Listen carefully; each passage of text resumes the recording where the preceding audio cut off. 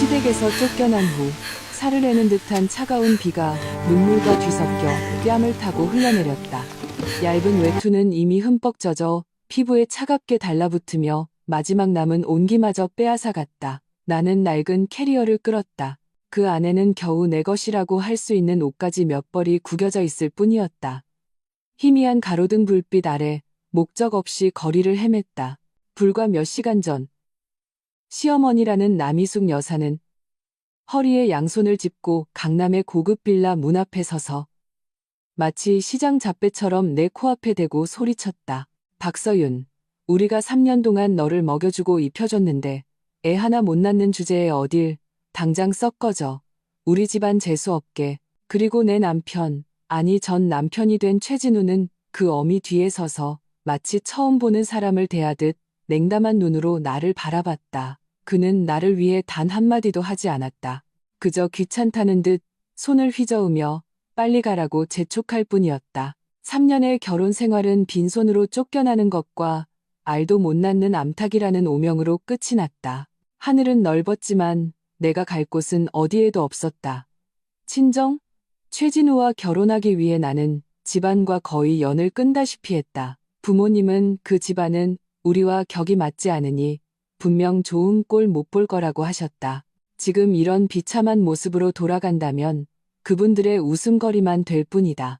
친구, 결혼 3년 동안 나는 최진우와 그의 가족을 셔틀처럼 챙기는 전업주부였다. 친구들과는 이미 오래전에 소원해졌다. 비는 더욱 거세지는 듯했고 거리의 행인들은 종종 걸음으로 스쳐 지나갔다. 물에 빠진 생쥐처럼 처량한 내게 눈길 한 번 주는 이 없었다. 텅 빈 위가 아우성을 쳤다. 마지막 남은 1,000원짜리 지폐 한 장은 방금 편의점에서 가장 싼 삼각김밥이라도 사려 했을 때 이미 비에 젖어 쭈글쭈글해져 도저히 쓸 수 없다는 걸 깨달았다. 절망이 차가운 바닷물처럼 서서히 내 목까지 차올랐다. 더 이상 버티지 못하고 어느 구석에 웅크리고 싶다는 생각이 들 때쯤 앞쪽 사거리에서 갑자기 소란이 일었다. 몇몇 사람들이 둥글게 모여 수군거렸지만 누구 하나 선뜻 나서는 이가 없었다. 나는 무의식적으로 몇 걸음 다가가 빗줄기 사이로 상황을 살폈다. 고급 정장을 입은 한 아저씨가 바닥에 쓰러져 있었다. 얼굴은 창백했고 비가 그의 머리카락과 옷을 흠뻑 적시고 있었다. 그는 한 손으로 가슴을 꽉 쥐고 고통스러운 표정으로 희미한 신음소리를 내고 있었다. 어머, 저 사람 어떡해. 글쎄요, 갑자기 쓰러지시던데. 함부로 건드리면 안 돼요. 맞아, 괜히 도와줬다가 덤터기 쓰면 어쩌려고. 요즘 세상 무서운데. 그러게, 괜히 좋은 일 하려다 인생 망친다니까. 구경꾼들은 이러쿵저러쿵 떠들면서도 슬금슬금 뒷걸음질 쳤다. 내 심장이 쿵 내려앉았다. 저 아저씨는 우리 아버지보다도 연세가 많아 보였다. 차가운 빛 속에 저렇게 쓰러져 있으면 얼마나 괴로울까. 거의 본능적이었다. 나는 캐리어를 내팽개치고 달려가려 했다. 하지만 머릿속에서 한 목소리가 울렸다. 박서윤, 너 자신도 지금 코가 석자인데 무슨 오지랖이야. 만약 정말로 덤터기라도 쓰면 어쩔 건데. 오늘 밤 어디서 잘지도 모르면서. 하지만 고통스럽게 몸을 말고 있는 아저씨의 모습을 보니 시골에 계신 외할아버지가 떠올랐다. 할아버지도 한 번은 갑자기 쓰러지셨는데 그때 지나가던 분이 제때 도와주지 않았더라면 나는 차마 눈 뜨고 외면할 수 없었다. 다른 사람들은 냉정할 수 있고 이해득실을 따질 수 있겠지만 나 박서윤은 그럴 수 없었다. 덤터기든 뭐든 골치 아픈 일이든 뭐든 다 상관없었다. 지금보다 더 나빠질 게 뭐가 있겠는가. 나는 이를 악물고 사람들을 헤치고 달려가 그 아저씨 곁에 쭈그려 앉았다. 아저씨, 아저씨, 제 말 들리세요? 괜찮으세요? 아저씨는 의식이 흐릿한 듯 입술만 달싹일 뿐 명확한 소리를 내지 못했다. 나는 주변의 냉담한 사람들을 향해 고개를 들고 애원했다. 누구 119에 신고 좀 해주세요. 제발요. 어떤 이가 주머니에서 휴대폰을 꺼냈지만 여전히 망설였다. 그들에게 기댈 수 없다는 걸 깨달았다. 아저씨의 상태는 점점 나빠지는 것 같았다. 나는 다시 한번 이를 악물고 그를 부축해 일으키려 했다. 그는 보기보다 훨씬 무거웠다. 나는 온몸의 힘을 다 짜내서야 겨우 그의 팔 한쪽을 내가 립은 어깨에 걸칠 수 있었다. 캐리어는 버려두고 나는 그를 거의 없다시피 한 채 기억 속에 있는 가장 가까운 동네 병원을 향해 한 걸음 한 걸음 비틀거리며 나아갔다. 빗물과 땀이 뒤섞여 시야를 가렸다. 한 걸음 내디딜 때마다 온몸의 기운이 빠져나가는 것 같았다. 등 뒤에서 수군거리는 소리가 들려왔다.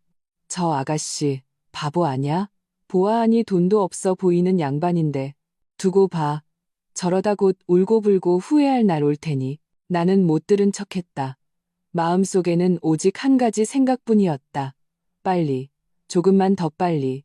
병원은 바로 앞이야. 아저씨, 제발 버티셔야 해요. 한 걸음 한 걸음이 소미를 걷는 것 같기도, 천근만근 족쇄를 찬 것 같기도 했다. 아저씨의 무게가 거의 전부 내 가타픈 등에 쏠렸다. 나는 내 거친 숨소리와 가슴 밖으로 튀어나올 듯 쿵쾅거리는 심장 소리를 똑똑히 들을 수 있었다. 빗물이 눈을 가려 오직 감각과 기억에 의지해 작은 동네 병원의 응급실을 향해 힘겹게 나아갔다. 몇 번이나 다리에 힘이 풀려 두 사람 모두 바닥에 쓰러질 뻔했다. 그때마다 다행히 옆에 있는 축축한 벽을 손으로 짚어 겨우 균형을 잡았다. 손톱이 벽돌 틈새를 파고들어 찌르는 듯한 통증이 느껴졌지만 오히려 그 통증이 나를 조금 더 정신 차리게 했다. 쓰러지면 안 돼. 절대로 쓰러지면 안 돼. 거의 다 왔어. 아저씨, 힘내세요. 그를 위로하는 것인지 나 자신에게 힘을 주는 것인지 모를 목소리는 너무나 미약해서 내 귀에도 잘 들리지 않았다. 등 뒤에서 들려오던 구경꾼들의 수군거림은 점점 멀어졌지만 바보, 사서 고생 같은 단어들이 바늘처럼 내 마음에 박혔다. 그래, 어쩌면 난 정말 바보인지도 모른다. 내 꼴이 이런데 남의 일에 참견하다니.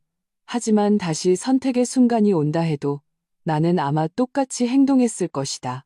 나 박서유는 능력도 없고 집에서 쫓겨난 신세지만 눈앞에서 한 생명이 꺼져가는 걸 보고만 있을 수는 없었다. 외면한다면 평생 양심의 가책을 느끼며 살게 될 테니까. 마침내 붉은 십자가 네온사인이 켜진 동네 병원 입구가 빗속의 모습을 드러냈다. 그 희미한 불빛이 지금 이 순간만큼은 구원의 등대처럼 보였다. 나는 마지막 남은 힘을 다해 비틀거리며 문 안으로 뛰어들어갔다. 의사 선생님, 간호사 선생님, 사람 살려주세요. 누가 쓰러졌어요. 울음 섞인 내 외침에 당직 의사와 간호사가 즉시 이동식 침대를 밀고 달려왔다. 그들은 일사불란하게 아저씨를 내 등에서 받아 침대에 눕히고는 신속하게 응급실 안으로 밀고 들어갔다. 나는 온몸의 뼈가 다 빠져나간 것처럼 차가운 벽에 기대 주저앉아 거친 숨을 몰아쉬었다. 온몸은 흠뻑 젖었고 머리카락은 얼굴에 달라붙어 방금 물에서 건져 올린 사람처럼 꼴이 말이 아니었다. 보호자분이세요? 우선 접수부터 하셔야 합니다. 한 간호사가 빠르게 다가와 내게 말했다. 나는 정신을 번쩍 차렸다. 보호자? 나는 그가 이름이 뭔지도 몰랐다. 아, 아니요. 저는 그분을 몰라요. 길에서 쓰러지신 걸 보고 그냥 모시고 왔어요. 간호사는 잠시 멈칫하더니 나를 위아래로 훑어보았다. 그녀의 눈에 스치는 놀라움, 아마도 거지보다 나을 것 없는 내 행색이 오지랖을 부릴 사람처럼 보이지 않았기 때문이리라. 하지만 그녀는 곧 전문가다운 태도로 돌아왔다. 그러시군요. 그래도 일단 절차를 밟아야 합니다. 검사를 하려면 수납이 필요해요. 수납, 내 심장이 덜컥 내려앉았다. 젖은 주머니를 더듬었다. 그 안에는 비에 젖어 형체를 알아보기 힘든 쭈글쭈글한 1,000원짜리 지폐 한 장뿐이었다. 나는 그것을 꺼내 손바닥에 펼쳐 보였다. 창피해서 얼굴을 들 수가 없었다. 간호사님, 저 지금 1,000원밖에 없어요. 우선 사람부터 살려주시면 안 될까요?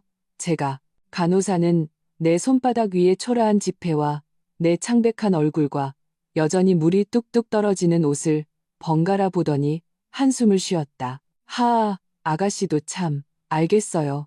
제가 수간호사님께 말씀드려서 우선 응급처치부터 진행하도록 할게요. 사람이 먼저죠.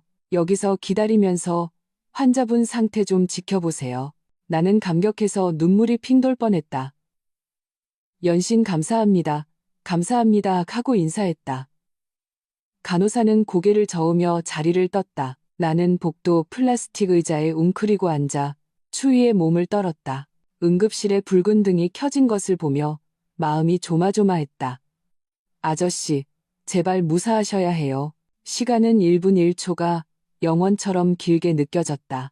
나는 팔짱을 끼고 조금이라도 온기를 얻으려 했지만 젖은 옷이 몸에 달라붙어 뼛속까지 시렸다. 배에서는 야속하게 꼬르륵 소리가 났고 허기와 추위가 겹쳐 머리가 어지러질했다. 얼마나 지났을까. 응급실 문이 열리고 의사가 걸어 나왔다. 나는 벌떡 일어섰다. 너무 급하게 일어나는 바람에 눈앞이 캄캄해져 얼른 벽을 짚었다. 선생님, 그분, 괜찮으세요? 의사는 마스크를 벗으며 한결 부드러워진 표정으로 말했다. 다행히 제때 오셨습니다. 급성 심근경색이었어요.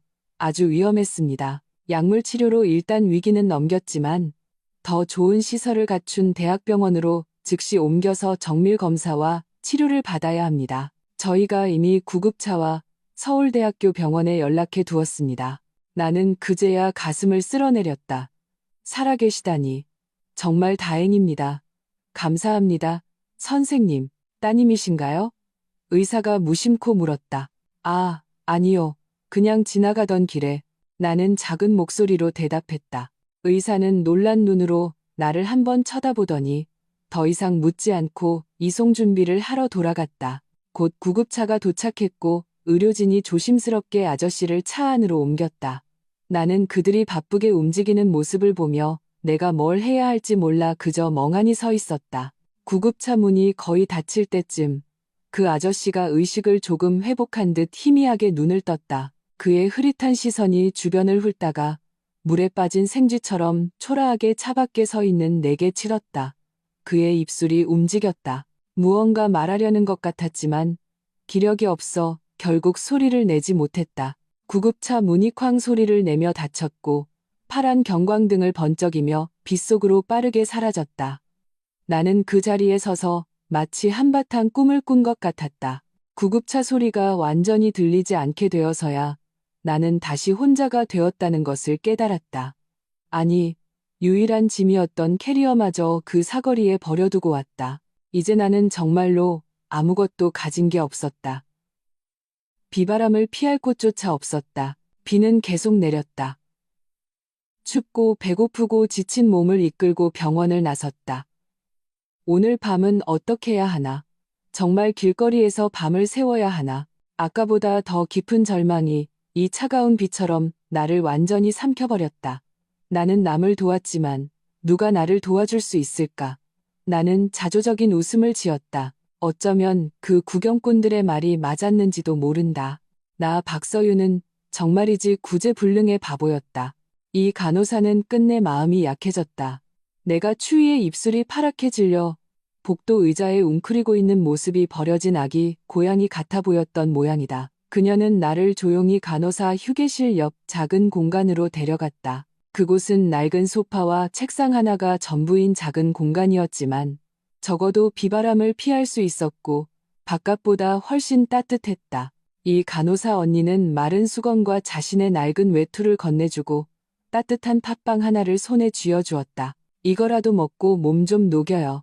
보아하니 갈 데도 없는 것 같은데 오늘 밤은 이 소파에서 대충 눈 좀 붙여요.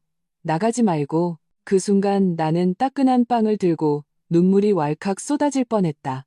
사람이 가장 비참할 때 아주 작은 친절조차 어둠 속 한 줄기 빛과 같았다. 나는 목이 메어 수없이 감사합니다라고 말했다. 이 간호사 언니는 손을 저으며 말했다. 뭘요? 살다 보면 힘든 날도 있는 거죠. 얼른 먹어요. 난 또 일하러 가봐야 해서. 그날 밤 나는 소독약 냄새가 배어있는 낡은 외투를 덮고 딱딱한 소파에 누웠지만 좀처럼 잠을 이룰 수 없었다. 몸은 천근만근 무거웠지만 정신은 이상할 정도로 또렷했다. 남희숙 여사의 도끼 어린 얼굴과 주변의 냉담한 시선, 빗속에 쓰러져 있던 아저씨의 창백한 얼굴, 그리고 앞으로 어떻게 살아가야 할지 막막한 미래에 대한 공포가 번갈아 떠올랐다. 입안에 남아있는 팥빵의 단맛이 아마 지난 며칠간 내가 먹은 유일하게 따뜻한 음식이었을 것이다. 나는 이런저런 생각에 뒤척이며 밖에서 간간히 들려오는 발소리와 기계의 삑삑 소리를 듣다가 동이 틀 무렵에야 겨우 선잠에 들었다. 다음 날 아침 일찍 나는 잠에서 깼다. 아니, 사실 거의 뜬 눈으로 밤을 새웠다. 나는 소파를 정리하고 외투를 가지런히 개어놓고 조용히 휴게실을 빠져나왔다. 그 아저씨가 어떻게 되셨는지 궁금했다. 야간 근무 간호사에게 물어보니 새벽에 상태가 안정되어 서울대학교 병원 심혈관 내과 병동으로 옮겨졌다고 했다. 나는 안도의 한숨을 내쉬었다. 무사하시다니 다행이다. 내 몸에는 단돈 100원도 없었다. 서울대병원까지 가는 버스비조차 없었다. 병원 문 앞에 서니 아침 햇살이 눈부셨지만 온몸은 여전히 추웠다. 기왕 돕는 거 끝까지 책임지자. 적어도 그분이 잘 계신 것을 내 눈으로 직접 확인해야 마음이 놓일 것 같았다. 나는 이를 악물고 서울대병원까지 걸어가기로 결심했다. 다행히 거리가 아주 멀지는 않아서 40분쯤 걸었을까 몇 사람에게 길을 물어 마침내 그 웅장한 건물에 도착했다. 이번 병동 문 앞에서 나는 또 망설였다. 내가 무슨 자격으로 경문안을 간단 말인가. 그냥 모르는 사람인데 가족들도 분명 다 와 있을 텐데 어떻게 설명해야 할까.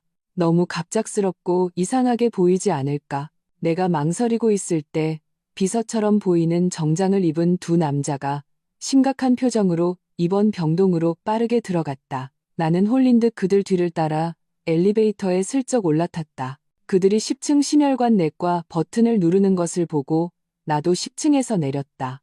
그들이 1인 특실로 들어가는 것을 보고 나는 조용히 그 병실로 다가갔다. 문이 살짝 열려 있어 안을 볼 수 있었다.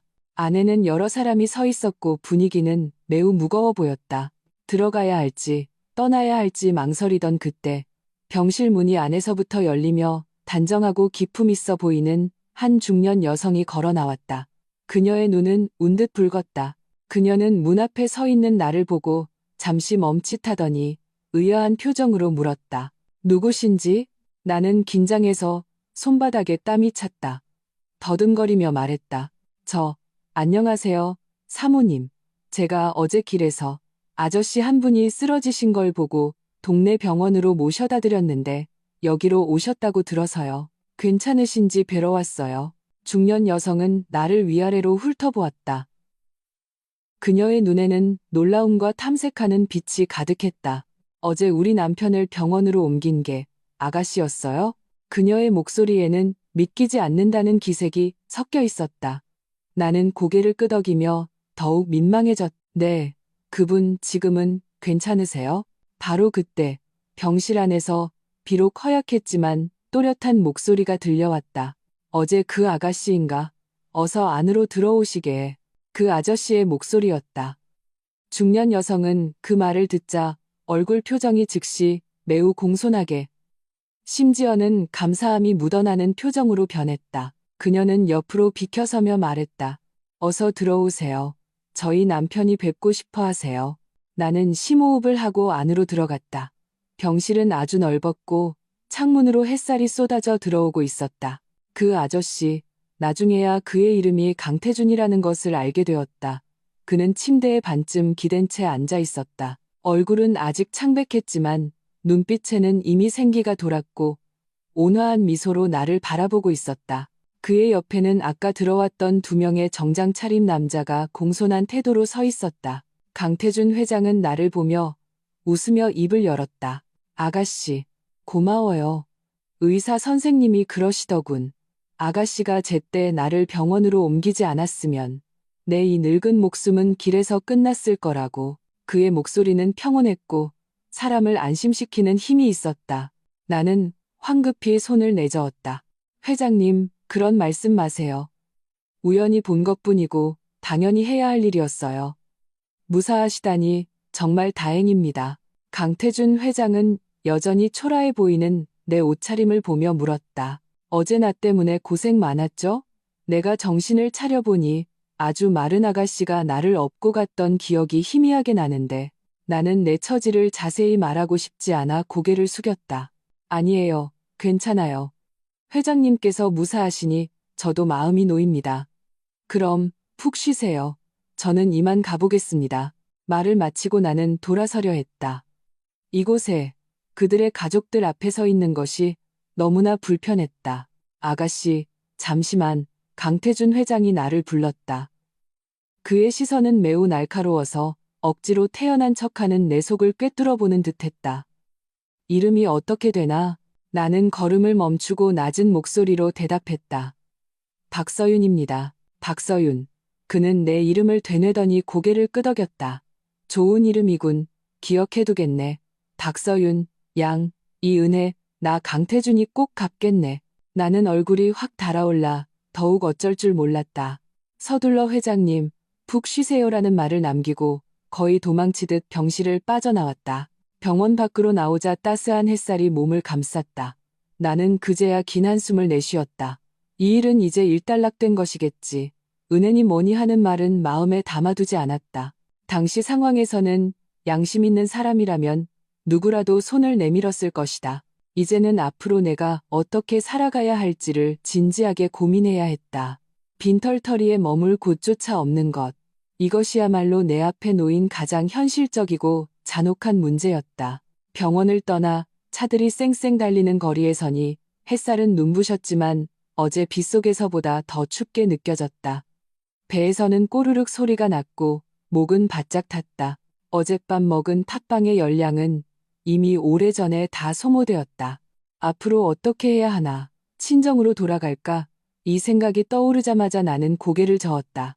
최진우와 결혼하겠다고 고집을 부릴 때 부모님은 최 씨 집안은 문턱이 높아서 내가 감당할 수 없을 것이며 시집 가면 고생만 할 거라고 입이 닳도록 말리셨다. 나는 그 말을 듣지 않고 부모님이 나를 무시한다고 생각해서 크게 다투고 거의 연을 끈다시피 했다. 지금 이 비참한 꼴로 돌아가면 그분들의 말이 맞았다는 것만 증명하는 꼴이 될 것이다. 나는 그런 창피를 당할 수 없었다. 일자리를 구할까? 하지만 내게는 이력서 한 장 출력할 돈도 없었다. 쭈글쭈글하고 아직 축축한 기운이 남은 이 낡은 옷을 입고 있는 나를 어느 회사가 받아줄까? 친구, 머릿속에 몇몇 이름이 스쳐 지나갔지만 지난 3년간 나는 마치 금빛 새장 속에 갇힌 새처럼 내 삶의 모든 중심은 최진우와 그의 까다로운 어머니였다. 친구들과의 연락은 이미 오래전에 끊겼다. 이제 와서 갑자기 연락해서 도움을 청하는 것. 나는 차마 그럴 수 없었다. 절망이 덩굴처럼 내 심장을 옥죄어왔다.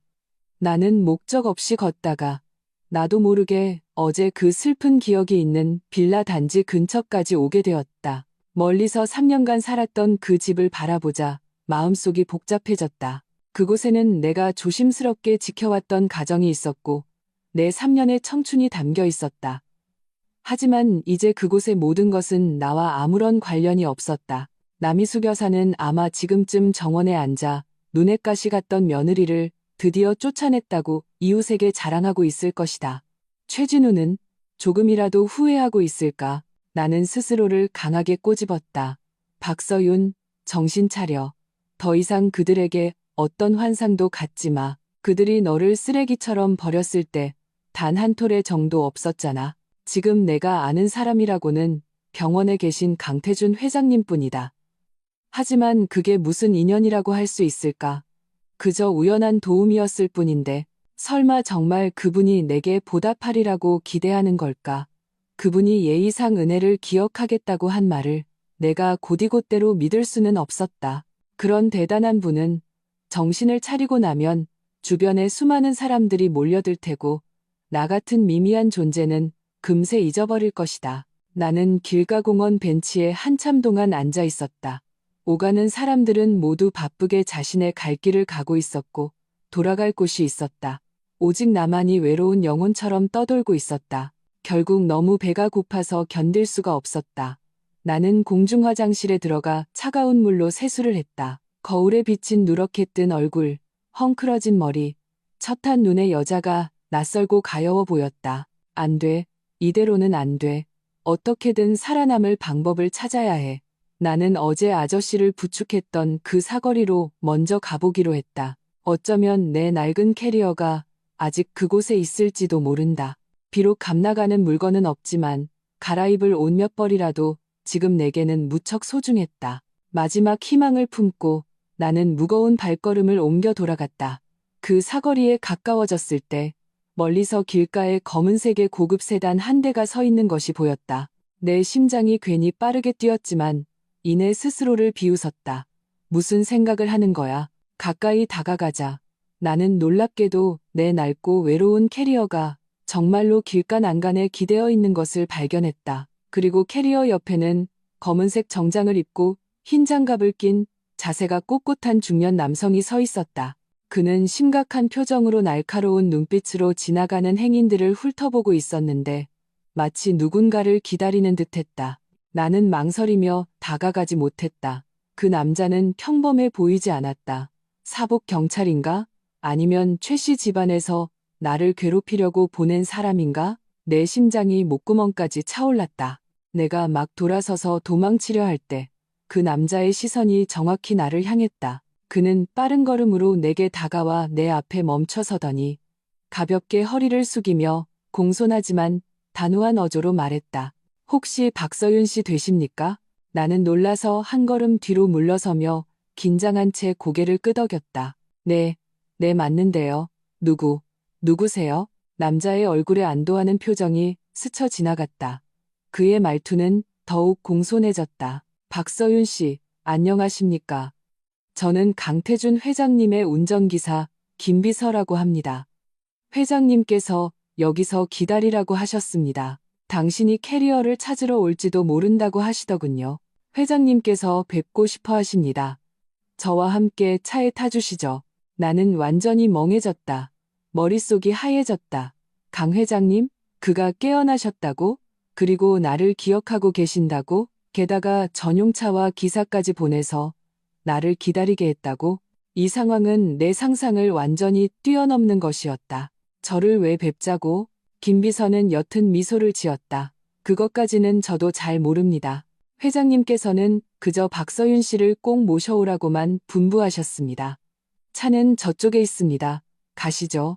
그는 징하는 제스처를 취하고는 자연스럽게 내 초라한 캐리어를 들고 사람의 그림자가 비칠 정도로 반짝이는 검은색 세단으로 향했다. 나는 마치 꼭두각시처럼 멍하니 그를 따라갔다.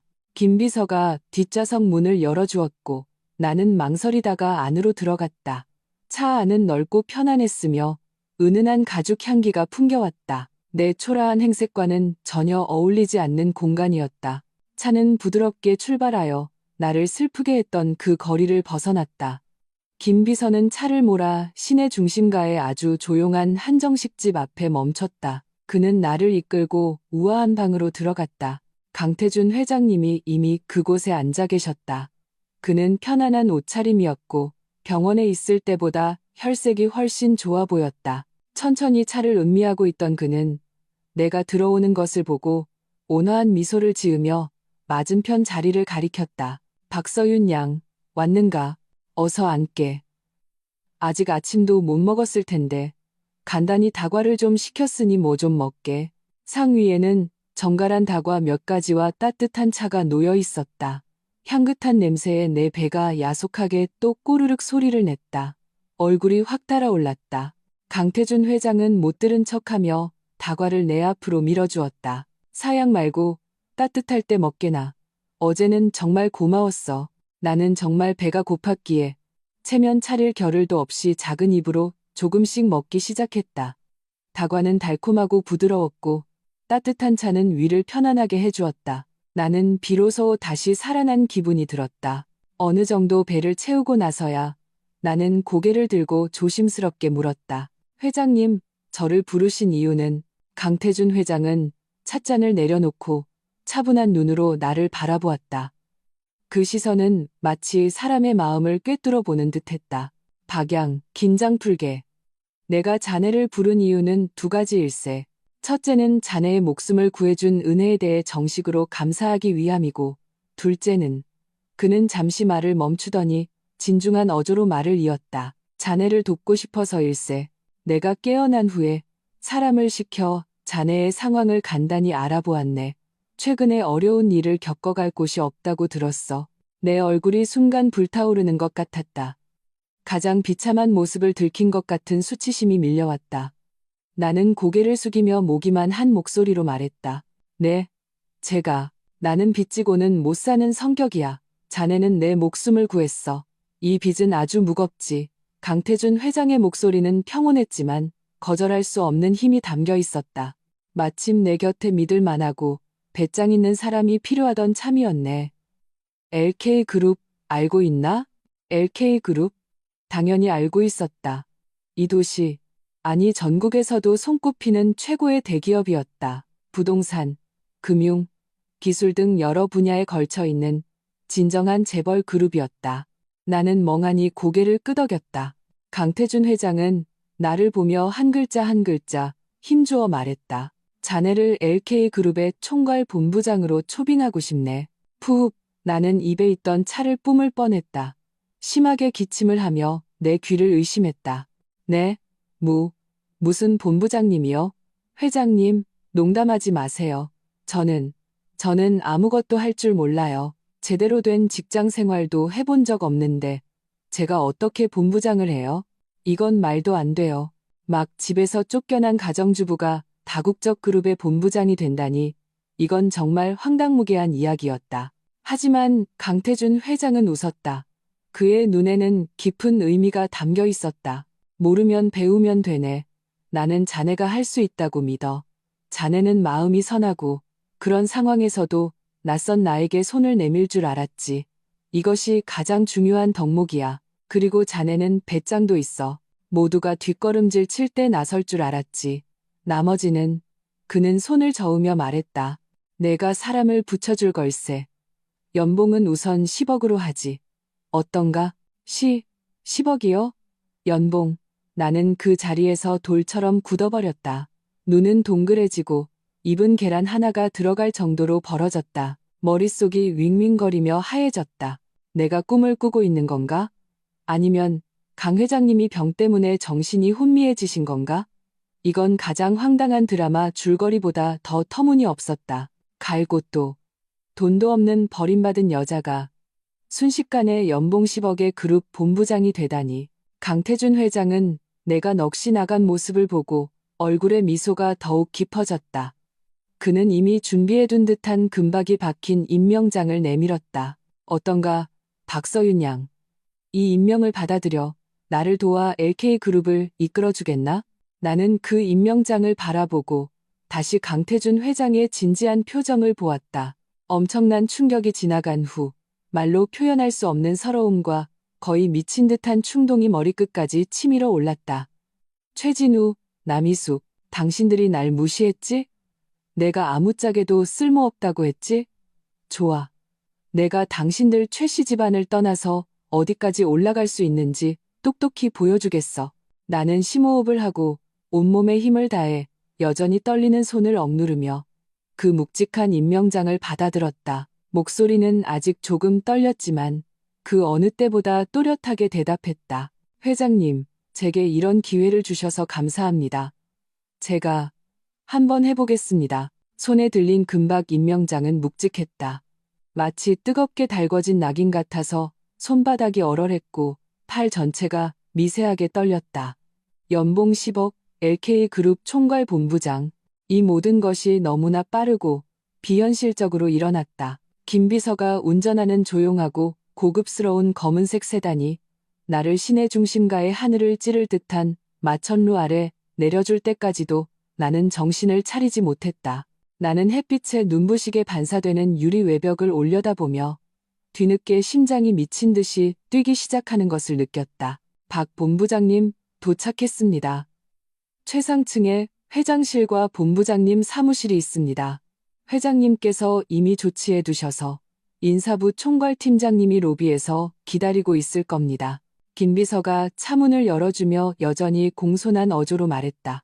나는 자동차 배기가스와 고급 향수가 섞인 공기를 깊게 들이마시고 오랫동안 습관적으로 구부정했던 탓에 조금 뻐근한 등을 곱게 펴려고 노력했다. 박서윤, 지금부터 넌 당황해서도 두려워해서도 안 돼. 속으로는 사시나무 떨듯 떨리더라도 겉으로는 버텨내야 해. 나는 임명장과 강 회장님이 주신 임시 출입증이 든 서류 봉투를 꽉 쥐고 아직도 조금 허공에 뜬 듯한 걸음으로 거대한 사람의 모습이 비치는 회전 유리문을 향해 걸어갔다. 문 안은 또 다른 세상이었다. 천장이 매우 높았고 바닥은 사람의 모습이 비칠 정도로 매끄러운 대리석이었으며 공기 중에는 은은한 향기가 감돌았다. 말끔하게 차려입고 바쁜 걸음으로 오가는 엘리트들이 그 사이를 오갔다. 그들의 얼굴에는 내가 한 번도 접해보지 못했던 성공한 자들의 자신감과 분주함이 서려 있었다. 캐리어에서 꺼내 입은 색이 바랜 청바지와 낡은 스웨터 차림의 나는 이곳에서 너무나도 이질적이었다. 마치 백조무리에 잘못 들어온 미운 오리 새끼 같았다. 안내 데스크에는 정교한 화장을 하고 표준화된 미소를 띤 여직원 몇 명이 서 있었다.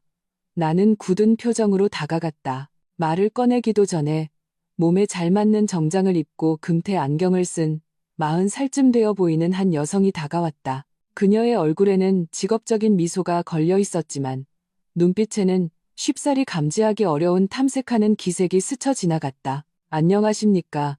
혹시 박서윤 신임 본부장님이십니까? 저는 인사부 총괄팀장 최수진입니다. 회장님께서 이미 분부하셨습니다. LK그룹에 오신 것을 환영합니다. 최 팀장의 어조는 매우 공손했지만 그 공손함 속에는 뚜렷한 거리감과 사무적인 느낌이 묻어났다. 나는 최대한 침착해 보이려 애쓰며 고개를 끄덕였다. 최 팀장님, 안녕하세요. 박서윤입니다.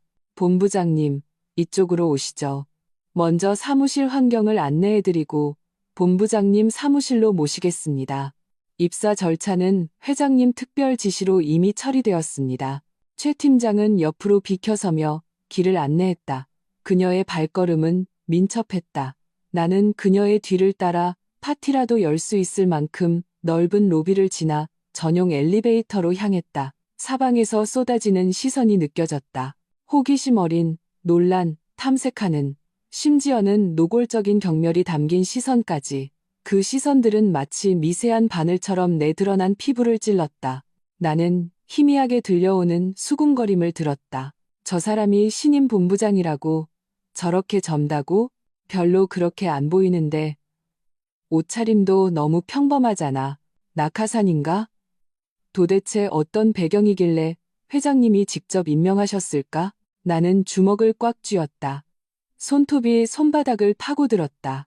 최 팀장은 마치 아무것도 듣지 못한 것처럼 여전히 미소를 띤 채 나를 위해 엘리베이터 버튼을 눌렀다. 엘리베이터 내부는 거울로 되어 있어. 창백하고 긴장한 내 얼굴과 주변에 세련된 얼굴들이 선명하게 대비되는 것을 볼 수 있었다. 나는 억지로 고개를 들어 거울 속의 낯선, 곧 박 본부장이 될 여자를 똑바로 쳐다보았다. 엘리베이터는 최상층에 직행했다. 엘리베이터에서 내리자 더욱 조용하고 고급스러운 사무공간이 펼쳐졌다. 두꺼운 카펫이 모든 발소리를 흡수했고 거대한 통유리창 밖으로는 도시의 절반이 한눈에 들어오는 화려한 풍경이 펼쳐졌다. 최 팀장은 나를 한 사무실 문 앞으로 이끌었다. 짙은 색의 원목 문에는 총괄 본부장실이라는 새로운 동판이 걸려 있었다. 본부장님, 이곳이 본부장님 사무실입니다. 안에는 독립된 휴게실과 화장실이 있습니다. 비서실은 옆방에 있으며 행정비서가 곧 와서 본부장님께 보고드릴 겁니다. 이것은 회사 내부 연락망과 몇 가지 기본 자료입니다. 먼저 익숙해지시면 됩니다. 최 팀장은 내게 서류철 하나를 건넸다. 회장님께서 오늘 하루는 환경에 적응하시라고 하셨습니다. 내일 오전 9시에 임원 주간 회의가 있는데 본부장님께서 주재하셔야 합니다. 임원 주간 회의를 주재하라고? 내 심장이 덜컥 내려앉았다. 표정을 유지하기가 거의 불가능할 뻔했다. 나는 회사의 부서가 몇 개인지 어떤 업무를 하는지도 아직 파악하지 못했는데 고위급 회의를 주재하라니. 이것은 나를 불 위에 올려놓고 굽는 것과 같았다. 하지만 나는 약한 모습을 보일 수 없었다. 나는 서류철을 받아들고 최대한 목소리가 평온하게 들리도록 노력했다. 네, 알겠습니다. 감사합니다. 최 팀장님. 최 팀장은 가볍게 고개를 숙였다. 그럼 본부장님 먼저 쉬십시오. 필요하신 것이 있으면 언제든지 내선 전화로 저를 찾아주십시오. 말을 마치고 그녀는 돌아섰다. 그녀의 하이힐이 카펫 위에서 둔탁하고 규칙적인 소리를 내며 멀어졌다.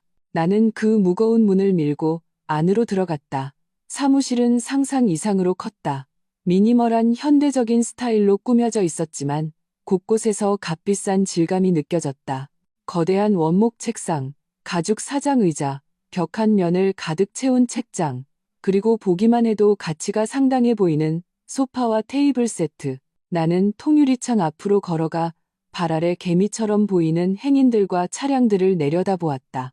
극도로 비현실적인 현기증이 덮쳐왔다. 사흘 전, 나는 길거리에서 빈털터리로 헤매며 모든 사람에게 버림받았다. 사흘 후, 나는 이 도시의 랜드마크 건물 꼭대기에 서서 예전에는 감히 상상조차 할 수 없었던 위치와 부를 얻었다. 이 모든 것이 나의 한순간의 연민과 충동에서 비롯되었다. 나는 그 넓은 책상 뒤로 가서 부드럽고 편안한 가죽 의자에 앉았다.